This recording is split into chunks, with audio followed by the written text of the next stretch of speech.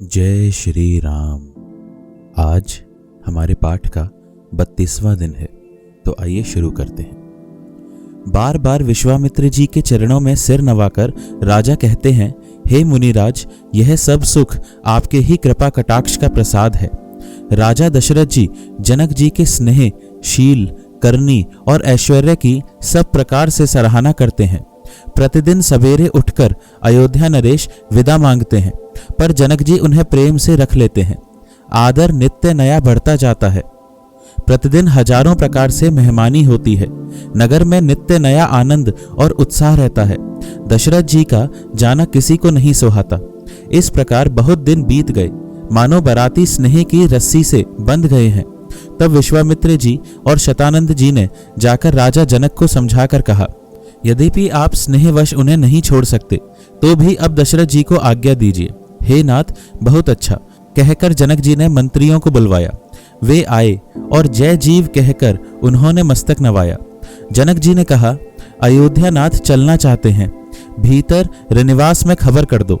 यह सुनकर मंत्री, ब्राह्मण, सभासद और राजा जनक भी प्रेम के वश हो गए। जनकपुर वासियों ने सुना कि बारात जाएगी, तब वे व्याकुल होकर एक दूसरे से बात पूछने लगे। जाना सत्य है, यह सुनकर सब ऐसे उदास हो गए मानो संध्या के समय कमल सकुचा गए हों। आते समय जहां जहां बाराती ठहरे थे, वहां वहां बहुत प्रकार का सीधा रसोई का सामान भेजा गया।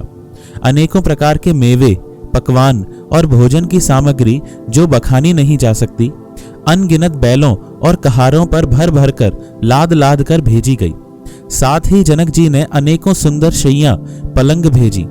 1,00,000 घोड़े और 25,000 रथ, सब नख से शिखा तक ऊपर से नीचे तक सजाए हुए। 10,000 सजे हुए मतवाले हाथी, जिन्हें देखकर दिशाओं के हाथी भी लजा जाते हैं, गाड़ियों में भर भर कर सोना, वस्त्र और रत्न, जवाहरात और भैंस, गाय तथा और भी नाना प्रकार की चीजें दी।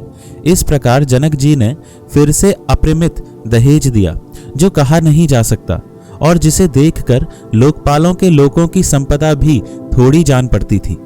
इस प्रकार सब सामान सजाकर राजा जनक ने अयोध्यापुरी को भेज दिया।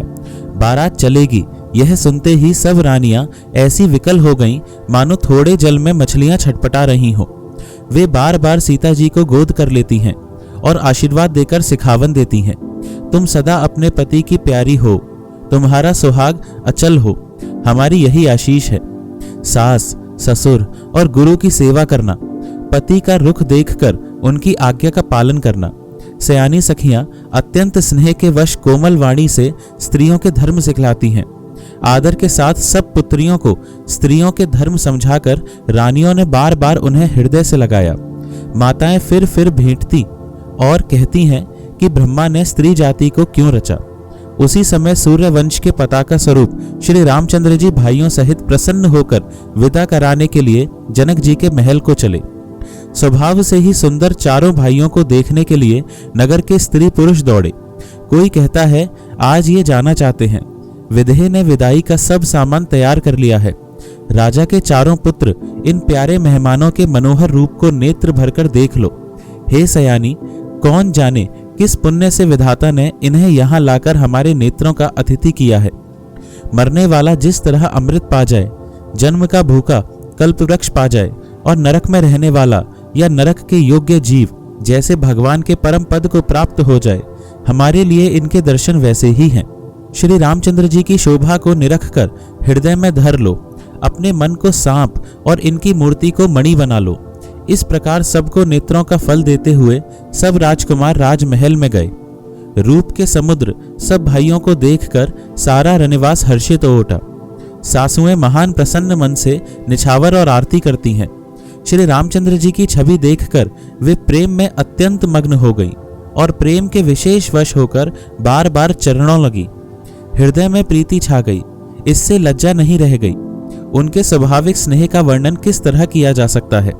उन्होंने भाइयों सहित श्री राम जी को उपटन करके स्नान कराया और बड़े प्रेम से शतरस भोजन कराया। सुअवसर जानकर श्री रामचंद्र जी शील, स्नेह और संकोच भरी वाणी बोले, महाराज अयोध्यापुरी को चलना चाहते हैं। उन्होंने हमें विदा होने के लिए यहाँ भेजा है। हे माता, प्रसन्न मन से आज्ञा दीजिए और हमें अपने बालक जानकर सदा स्नेह बनाए रखिएगा। इन वचनों को सुनते ही रनिवास उदास हो गया। सासुएं प्रेमवश बोल नहीं सकती। उन्होंने सब कुमारियों को हृदय से लगा लिया और उनके पतियों को सौंपकर बहुत विनती की। विनती करके उन्होंने सीता जी को श्री रामचंद्र जी को समर्पित किया और हाथ जोड़कर बार बार कहा, हे तात, हे सुजान, मैं बलि जाती हूँ। तुमको सबकी गति हाल मालूम है। परिवार को, प्रवासियों को, मुझको और राजा को सीता प्राणों के समान प्रिय है, ऐसा जानिएगा। हे तुलसी के स्वामी, इसके शील और स्नेह को देखकर इसे अपनी दासी करके मानिएगा। तुम पूर्ण काम हो, सुजान शिरोमणि हो और भाव प्रिय हो। तुम्हें प्रेम प्यारा है। हे राम, तुम भक्तों के गुणों को ग्रहण करने वाले, दोषों को नाश करने वाले और दया के धाम हो। ऐसा कहकर रानी चरणों को पकड़ के चुप रह गई, मानो उनकी वाणी प्रेम रूपी दलदल में समा गई हो। स्नेह से सनी हुई श्रेष्ठ वाणी सुनकर श्री रामचंद्र जी ने सास का बहुत प्रकार से सम्मान किया। तब श्री रामचंद्र जी ने हाथ जोड़कर विदा मांगते हुए बार बार प्रणाम किया। आशीर्वाद पाकर और फिर सिर नवाकर भाइयों सहित श्री रघुनाथ जी चले। श्री राम जी की सुंदर मधुर मूर्ति को हृदय में लाकर सब रानियां स्नेह से शिथिल हो गईं। फिर धीरज धारण करके कुमारियों को बुलाकर माताएं बारंबार उन्हें गले लगाकर भेंटने लगीं। पुत्रियों को पहुंचाती हैं, फिर लौट कर मिलती हैं। परस्पर में कुछ थोड़ी प्रीति नहीं बढ़ी, अर्थात बहुत प्रीति बढ़ गई है। बार बार मिलती हुई माताओं को सखियों ने अलग कर दिया, जैसे हाल की ब्याई हुई गाय को कोई उसके बालक बछड़े या बछिया से अलग कर दे। सब स्त्री पुरुष और सखियों सहित सारा रनिवास प्रेम के विशेष वश हो रहा है। ऐसा लगता है मानो जनकपुर में करुणा और विरह ने डेरा डाल दिया है। जानकी ने जिन तोता और मैना को पाल पोसकर बड़ा किया था और सोने के पिंजड़ों में रखकर पढ़ाया था, वे व्याकुल होकर कह रहे हैं, वैदेही कहाँ है। उनके ऐसे वचनों को सुनकर धीरज किसको नहीं त्याग देगा। अर्थात सबका धैर्य जाता रहा। जब पक्षी और पशु तक इस तरह विकल हो गए, तब मनुष्यों की दशा कैसे कही जा सकती है। तब भाई सहित जनक जी वहां आए। प्रेम से उमड़कर उनके नेत्रों में प्रेमाश्रुओं का जल भर आया। वे परम वैराग्यवान कहलाते थे, पर सीता जी को देखकर उनका भी धीरज भाग गया।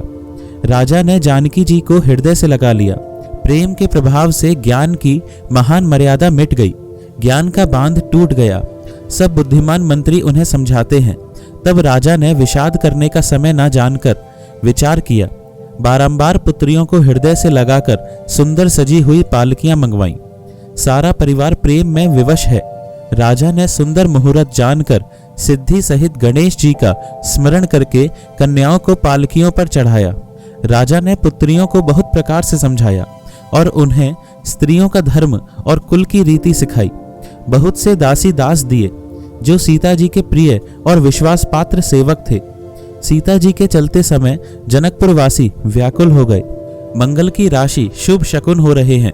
ब्राह्मण और मंत्रियों के समाज सहित राजा जनक जी उन्हें पहुंचाने के लिए साथ चले। समय देखकर बाजे बजने लगे। बरातियों ने रथ, हाथी और घोड़े सजाए। दशरथ जी ने सब ब्राह्मणों को बुला लिया और उन्हें दान और सम्मान से परिपूर्ण कर दिया।